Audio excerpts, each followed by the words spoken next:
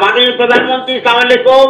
এখানে বিডিআরে বিদ্রোহ হয়েছে এবং আমার মনে হয় পরিকল্পিতভাবে সরকারকে হেয় করার জন্য করা হয়েছে এবং দাবি কিছুই নাই, শুধু যে আর্মি অফিসার চাই না বিডিআর, এইটুকুই দাবি। হ্যালো, না তোমরা এমনি আসো কেমন? ঠিক আছে, আমি হাতি ব্যাপার হলে আমার অফিসারদের সহ আমাদেরকে ঘেরাও করে গুলি করছে ওরা, আমাদের অস্ত্র নাই, এই জন্য আমরা জবাব দিতে পারছি না। তো আমরা হাতি দীর্ঘ অবস্থায় আমরা আলাপ কথা বলার চেষ্টা করছি, আমরা বলার চেষ্টা করছি যে দাবি মানা হবে, তোমরা ফায়ারিং বন্ধ করো। তবে অনেক অস্ত্র হাতে নিয়ে নিয়েছে, অনেক গুলি চালাচ্ছে এবং যদি আপনি মানে সেনাবাহিনী অলরেডি র্যাব মুভ করছে, সেনাবাহিনীও মুভ করবে।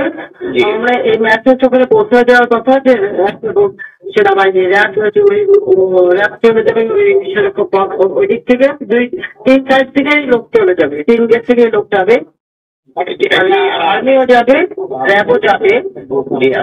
এটা যাবে। তোমরা একটা কাজ করাতে পারো যে কোন রকম ছবিগুলি যারা মারছে তাদের ছবিগুলি তোলা আমরা নিচ্ছি। আমরা তবে আমরা যেহেতু অস্ত্র নাই এবং ঘিরে ফেলেছে, এই জন্য আমরা এই অবস্থায় আছি। আপনি যত দ্রুত পাঠাবেন তত তাড়াতাড়ি পরিস্থিতি আমরা সামাল দিব। কিন্তু আমার আবার অন্যরকম আমার সেটাও দেখতে হবে।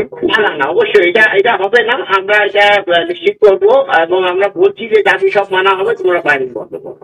শুধু তারা কারা করতেছে তাদের দিকে ছবিটা নিয়ে রাখা ও আসছিল গুলি করতে আমাকে, হয়তো সেই মুহূর্তে করতে পারে নাই, আমার একদম গায়ের মধ্যে টাকা দিয়েছিল এসএমজি। এখন পর্যন্ত আমরা জানা মতে ক্যাজুয়ালিটি হয়নি আবার, বাট হতে পারে, কারণ যে পরিমাণ গুলি চালানো হচ্ছে তাতে মনে হচ্ছে যে ক্যাজুয়ালিটি হতে পারে।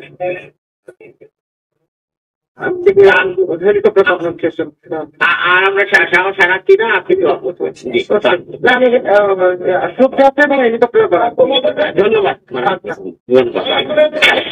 এতক্ষণ আপনারা যে পুনরাবৃত্তি শুনলেন সেটা 2009 সালে ফেব্রুয়ারিতে যে বিডিআর বিদ্রোহ সংগঠিত হয়েছিল, সেই বিদ্রোহ চলাকালীন সময়ে তৎকালীন প্রধানমন্ত্রী শেখ হাসিনা সরাসরি ফোন দিয়েছিলেন পিলখানায় অবস্থিত বিডিআর মহাপরিচালক মেজর জেনারেল শাকিল আহমেদ সাহেবকে, এবং তাদের মধ্যে কথোপকথন আপনারা শুনলেন।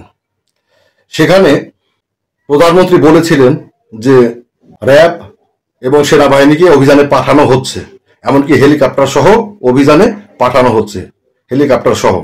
আর তিনি যে বিডিআর সদস্যরা আক্রমণ করেছে তাদের ছবি তুলে রাখতে বলেছিলেন। এই 3টা বিষয়। আমি আসলে কোনো বিশ্লেষণে যেতে চাই না, এই বিষয়টি নিয়ে বিশ্লেষণ আপনারা করবেন। এই বিদ্রোহে সর্বমোট মারা গিয়েছিল বিডিআর মহাপরিচালক মেজর জেনারেল শাকিল আহমেদ সহ 57 জন সেনা কর্মকর্তা, এবং সর্বমোট 74 জন মানুষ সেদিন নিহত হয়। আর এই হত্যাকাণ্ড এবং বিডিআর বিদ্রোহকে কেন্দ্র করে যে বিস্ফোরক আইনে এবং হত্যা আইনে যে মামলাটা হয়, সেই মামলায় মোট 139 জন বিডিআর সদস্যকে মৃত্যুদণ্ড দেওয়া হয়। সেই সাথে 185 জন বিডিআর সদস্যকে যাবজ্জীবন কারাদণ্ড দেওয়া হয়। এবার আপনারাই বিশ্লেষণ করুন, চিন্তা করুন। আমি শুধু সত্যটা জানাতে চাই। এক্ষেত্রে আপনাদের অবগতির জন্য বলতে চাই যে আমি দল মত এর ঊর্ধ্বে উঠে প্রকৃত সত্যটা জানাতে চাই।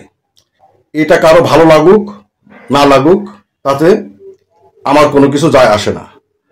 আপনারা প্রকৃত কোনো ঘটনার সত্যতা বা সত্যটুকু জানতে হলে আমার এই চ্যানেলটি সাবস্ক্রাইব করে রাখবেন। আমি সত্যতা বা সত্য ঘটনা যেটাই যখন জানতে পারবো আপনাদেরকে জানাবো।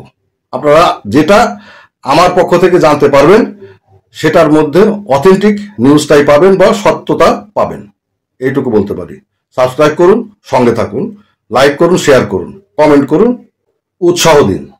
নতুন ইউটিউবার হিসেবে আপনাদের পক্ষ থেকে আমার উৎসাহ পাওয়াটা অত্যন্ত জরুরি কন্টিনিউ করার জন্য। খোদা হাফেজ।